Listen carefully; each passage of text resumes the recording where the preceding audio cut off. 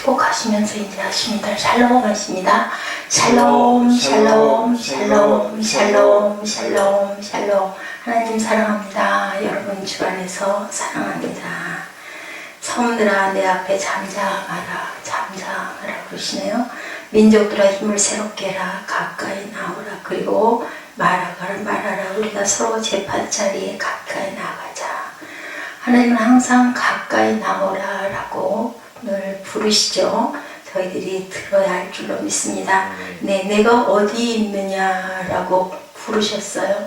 네, 항상 부르시고 찾으십니다. 다 아시면서도 부르시죠. 너 여기 있었지? 하고 그렇게 가서 확 하고 들여다보시는 게 아니라 모르시면 모르시는 척 하시면서 어디 있니? 하고 부르시죠. 우리가 죄를 짓고 멀리 달아났을지라도 부르시는데 우리는 때로는 부르짖어서 때로는 잠잠하게 그 때를 잘 알아야 할 것 같습니다. 부르짖어 기도할 때가 있고 또한 우리가 잠잠하게 조용하게 침묵하며 묵상하며 기다릴 때가 있어야 되겠죠. 함께 재판자리로 나아가자. 오라 우리가 서로 변론하자. 너희의 죄가 주홍 같을지라도 어떻게 해요? 눈과 같이 흰질 것이라고 말씀하시죠. 또한 진홍같이 붉을지라도 양털같이 희게 되리라. 네, 1장 18절에도 그렇게 말씀하고 계십니다.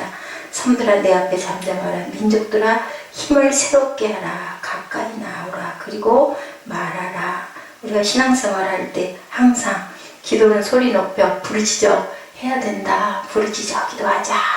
입술로라도 고백하자 하기도 하지만 때로는 깊이 침묵하고 묵상하고 주님 뜻을 헤아려서 기도해야 될 때도 있는데 참 그 조용하게 잠잠하게 기도하는 게 때로는 아주 나태해지고 해이해지기 때문에 일단은 부르짖어서 정신을 번쩍 차려서 기도를 하죠. 우리들이 8절에 그러나 나의 종도 이스라엘아 나의 택한 야곱아 나의 벗 아브라함의 자손이라고 8절에는 이렇게 말씀하고 계십니다. 우리의 소리는 최대한 자제하고 주님의 목소리를 들을 줄 알아야 되겠죠. 누군가가 아파할 때 힘들어할 때 대개는 어떻게 해요?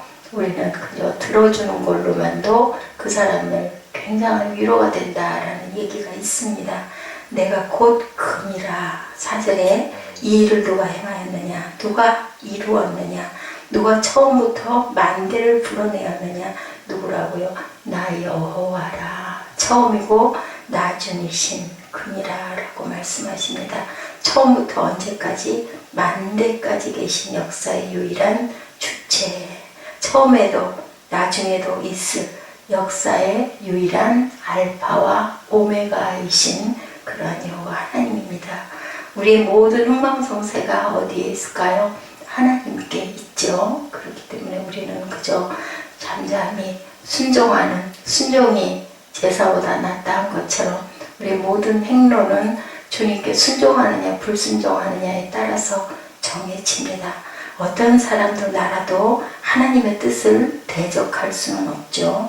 만물의 주관자이시고 처음이시고 나중이시고 아무리 말을 해도 부족할 것 같은 그런 하나님만이 무한 영원하시고 변함이 없으신 분. 그렇기 때문에 나는 내 하나님이다. 나의 종 이스라엘아 나의 택한 야곱 나의 벗 아브라함의 자손은 선지자 이사야 시대에 남아있는 경건한 신앙인들을 가리키고 있네요. 남아있네요. 남은 자들이 어디나 항상 단 한 명만 남아있어도 그죠? 부르짖어 기도할 수 있죠.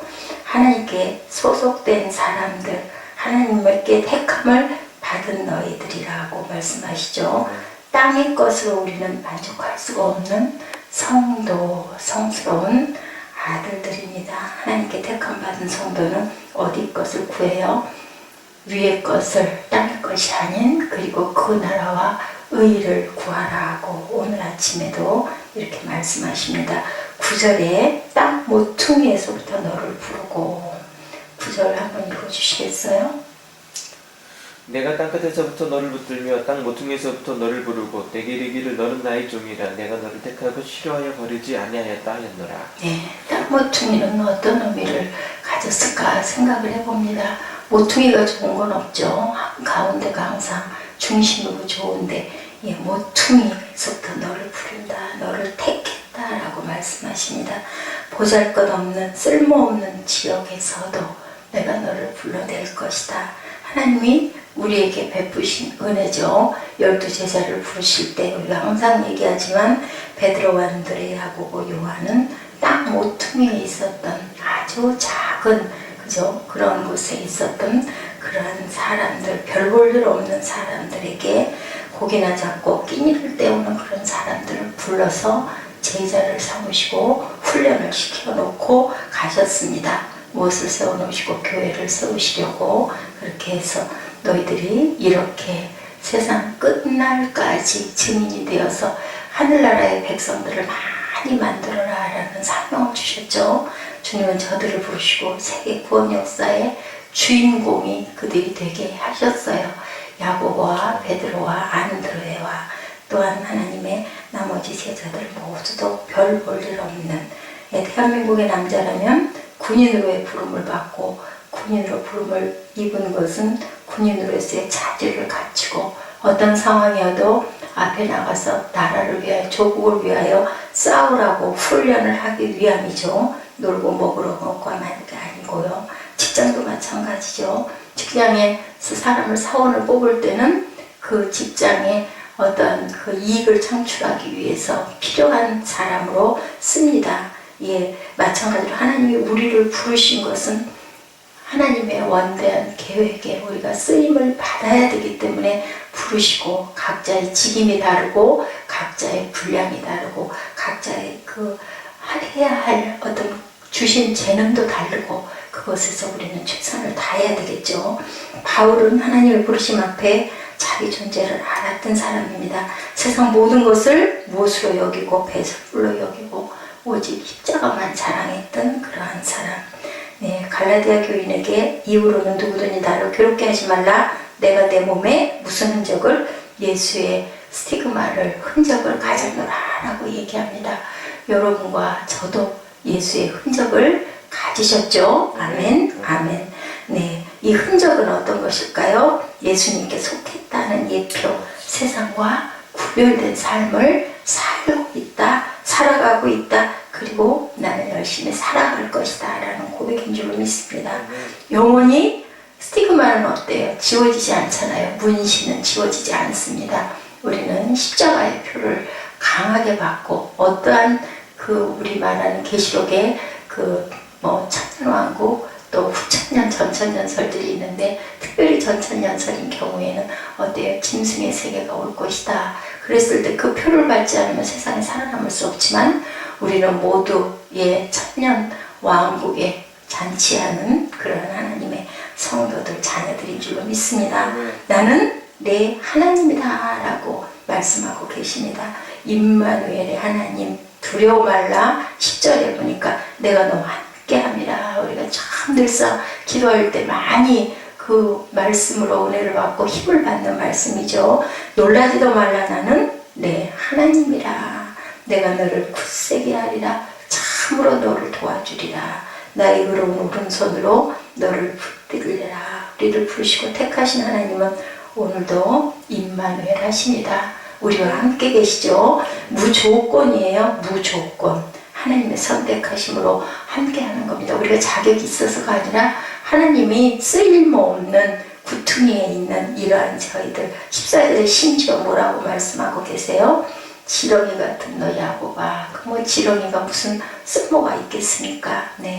무력하고 무가치한 존재인데, 약하고 공격도 할 수 없는 그런 땅에 기는 그런 한낱 지렁이 같은 그런 야곱이 뭐가 됐어요? 이스라엘이 됐죠. 인생의 연약함 때문에 그분의 도움이 없으면 살 수 없는 이스라엘인 우리들입니다. 하나님께서 도와주실 때 힘도 나고, 그리고 놀라워하지도 않고 떨지도 않고 두려워하지도 않죠. 어젯밤에 사무엘이 방문은 열어놓고 가세요. 그래서 방문을 닫고 자도록 하여라. 하나님이 계시지. 그리고 제가 나왔습니다. 두려움은 뭘까요? 마음의 연약함입니다. 공연히 겁이 납니다. 그런데 하나님이 계시면 그 어린 나이에는 그래요. 공연한 이상한 상상을 하게 되고, 그러다 보면은 무서움증이 생기고, 그런데 아직 그 부분이 조금 덜 된 것 같아요. 우리 사무엘이. 어떻습니까? 네, 이스라엘이 가진 두려움은 나라의 멸망이었죠. 바벨론에게 정복당하고 이스라엘 왕은 둔이 뽑혀 포로로 잡혀가는 비참한 현실 앞에서 얼마나 무섭고 떨리고 두려웠겠습니까? 이렇게 처참한 현실에서도 하나님은 두려워하지 말라. 지렁이 같은 연약한 존재인 성도들에게 두려워하지 말라고 말씀하십니다. 왜냐하면 하나님은 우리 하나님이기 때문에 두려워할 필요가 없죠. 우리가 어제도 날 말씀 나눴죠. 결과를 알고 있다면은 아무런 염려도 걱정도 근심도 우리 외국과의 어떤 그 경기할 때 그 부분을 모르니까 손에 땀을 쥐지. 그러니까 본 것을 또 한 번 너무 통쾌해서 가끔가다 옛날에 저도 그랬던 적이 있는데 축구나 이런 농구 경기 너무 기쁘고 신나는 거는 알면서도 결과 알면서 또 봐요. 그러면 역전을 하거나 아슬아슬하게 이긴 경우에 얼마나 실제는 손에 땀을 쥐는데 결과를 알고 나서 나중에 다시 재방송을 보거나 할 때는 뭐 마음이 푸근하지 않습니까? 어차피 이긴 경기인데 근데 그 장면을 또 보고 싶은 거죠. 그런 것처럼 우리가 끝을 알고 있으면 놀랄 일도 두려워할 일도 없습니다. 10절에서 참으로 너를 도와주리라. 이렇게 하나님은 우리의 구속자이시기 때문에 사망의 형벌에서 우리를 구원하시죠. 11절에서 뭐라고 말씀하세요? 보라 내게 노하던 자들이 수치와 욕을 당할 것이요 너와 다투는 자들이 아무것도 아닌 것 같이 될 것이며 어떻게 된다? 멸망할 것이다 라고 말씀하십니다. 나는 내 하나님이다. 하나님이 우리를 55억, 60억이라고 하죠. 그 많은 인구 중에서 택하여 불렀다라는 것 자체로만도 얼마나 가슴이 설레고 떨리는 일 아닙니까? 어떻게 우리를 알고 보실까요? 우리가 기도했을 때 들어주시는 하나님의 그 놀라운 은혜가 얼마나 감사합니까? 하나님은 우리와 함께 하시며 인생의 모든 문제를 도우신다. 그래서 두려움도 소멸시켜버리신다.